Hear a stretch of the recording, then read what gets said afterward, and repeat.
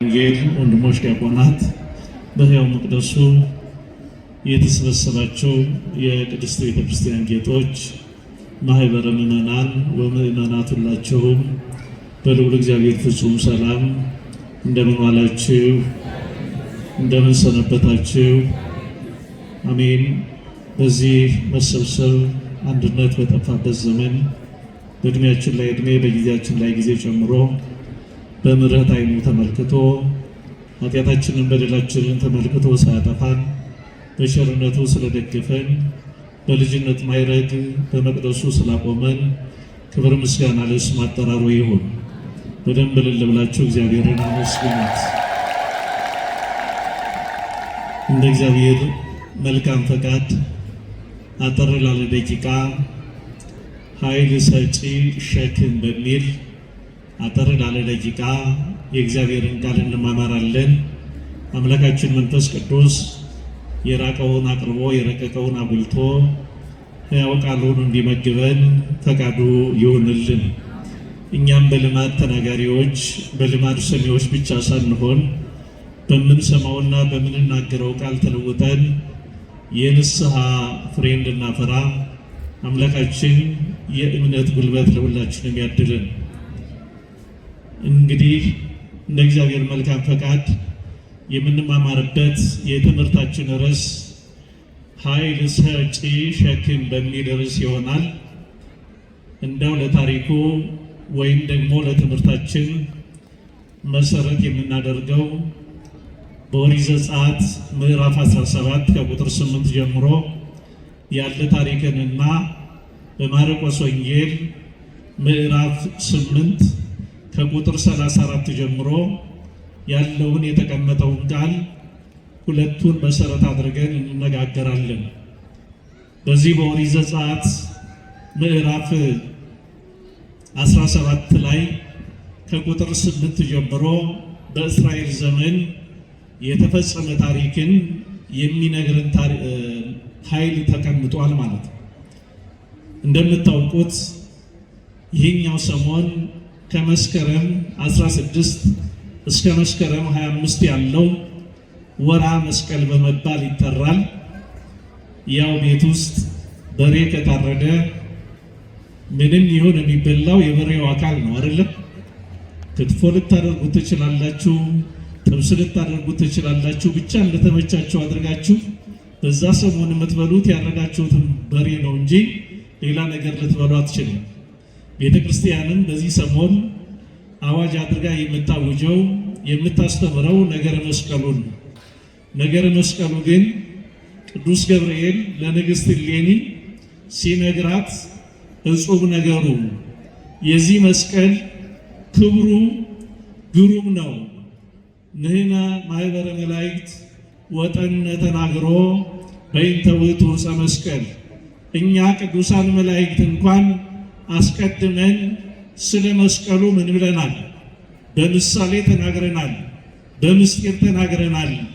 እኛም ደግሞ የመስቀሉን ክብር ምን ብለናል? ገልጠናል ብሎ ቅዱስ ገብርኤል ተናግሯል። ቅዱስ ያሬድም ይህንን ሲናገር እነዚህ ይላል እልክቱ ይከድኑ ገጾሙ ወእገሪሆሙ በአርአያ ትምህርተ መስቀል።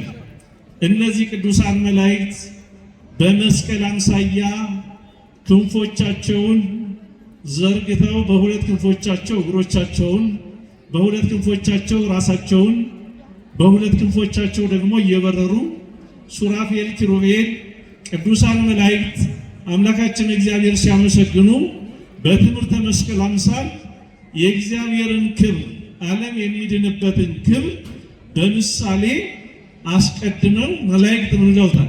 ተናግረዋል ማለት ነው። የመስቀሉ ቃል የመስቀሉ ምስጢር አስቀድሞ በብዙ መንገድ ተነግሯል። ከነዚህ ምሳሌዎች አንዱ በኦሪት ዘጸአት ምዕራፍ 17 ላይ ሊቀ ነቢያት ሙሴ ባህር ከፍሎ በበትሩ እስራኤልን ካሻገረ በኋላ ባህሩ ከተከፈለ በኋላ ያ ባህር ጠላት ያሰጥማል፣ የእግዚአብሔርን ሕዝብ ያሻግራል። ያ ባህር በበትረ ሙሴ ሲመታ ደረቅ ይሆናል። በበትረ ሙሴ ሲመታ ደግሞ ተመልሶ ምን ይሆናል? ይነጠፋል። የማን ስራ ነው? አቤት የእግዚአብሔር ስራ ነው። ምሳሌ ሆኖ የተቀመጠ ነው። ይህ ከሆነ በኋላ ደግሞ ያ በትር ሲያስፈልግ እግዚአብሔር እንዲያው ጎድጓዳውን ቦታ አፈሩን አይደለም፣ ካፈሩ ውሃ ቢገኝ ምናልባት ቅርብ ቦታ ውሃ ስላለ ነው እንል ይሆናል። ግን አለቱን በበትር ምታው ሲለው ደረቁን አለት በበትር ሲመታው ውሃ ምን አለ? አፈለቀ። ያ በትር እሱ ብቻ አይደለም። እስራኤላውያን በጉዞ ላይ ሳሉ አማሌቃውያን ተነሱባቸው ይላል።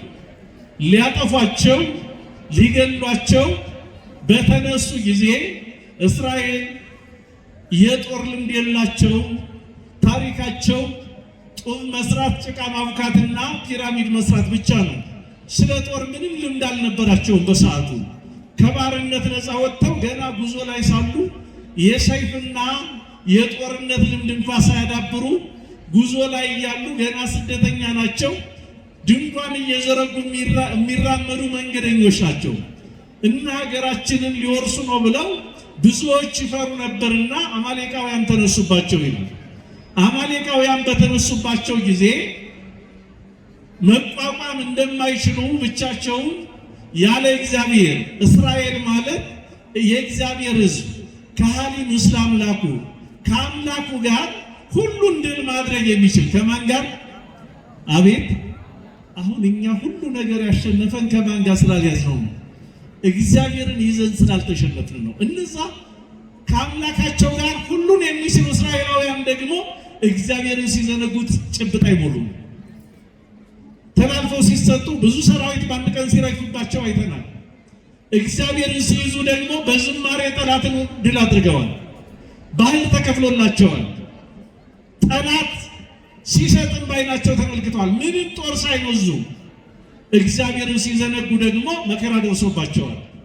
እግዚአብሔርን ይዘው በወጡበት ሰዓት ሊቀ ነቢያት ሙሴ ጠላትን ያለ እግዚአብሔር ማሸነፍ እንደማይቻል ገና አስቀድሞ እግዚአብሔርን ጉዞ ሲጀምር የጠየቀ ሰው ነው። አንተ ከኛ ጋር የማትወጣ ከሆነ ከዚህ አታውጠናል። ቦታ ብንቀይር እግዚአብሔር አብሮን ካልወጣ ምን ትርጉም አለው? አድራሻ ብንቀይር፣ እቅድ ብናወጣ፣ ፕሮግራም ብንዘረጋ ያለ እግዚአብሔር ምንም ልናደርግ አንችልም። ራሱም ተናግሯል። ያለ እኔ ምንም ልታደርጉ ምን አትሉ አትችሉ። ምንም እኮ ነው የሚለው ያለ እኔ ያለ እግዚአብሔር ፈቃድ ስንት ዓመተ ምህረት በእቅድ ተቀበልን፣ ግን ማን የለም ያለ እግዚአብሔር ተጀመረ። ስንት ራእይ ስንት ዓላማ ሰንቀን ከንቱ የሆነው ለምንድን ነው ከተባለ ያለ እግዚአብሔር ጉዞ ጀምረን እና ሙሴ እግዚአብሔርን ያለው ይሄ አብረን የማትወጣ ከሆነ አብረን ጉዞ የማትጀምር ከሆነ ምን አትበለን ይዘን አትውጣል፣ እኔ ካንተ ጋር እሆናለሁ። እግዚአብሔርን ይዞ ሙሴ ጉዞ ጀምሯልና ጠላት በተነሳ ጊዜ ለአሮን መመሪያ አስተላለፈ። በተለይ ደግሞ ኢያሱን ነገኔ አለ የእግዚአብሔርን በትር ይዤ በታላቁ ተራራ ላይ ምን እላለሁ? እቆማለሁ።